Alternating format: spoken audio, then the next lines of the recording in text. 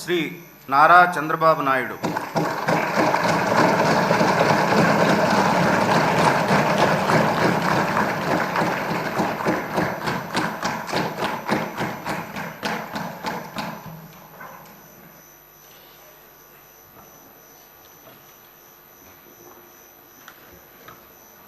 నారా చంద్రబాబు నాయుడు అనే నేను శాసనసభ సభ్యునిగా ఎన్నిక అయినందున శాసనం ద్వారా నిర్మితమైన భారత రాజ్యాంగం పట్ల నిజమైన విశ్వాసం, విధేయత చూపుతానని, భారతదేశ సార్వభౌమాధికారాన్ని, సమగ్రతను కాపాడుతానని, నేను స్వీకరించబోయే కర్తవ్యాన్ని శ్రద్ధాశక్తులతో నిర్వహిస్తానని దైవ సాక్షిగా ప్రమాణం చేస్తున్నాను.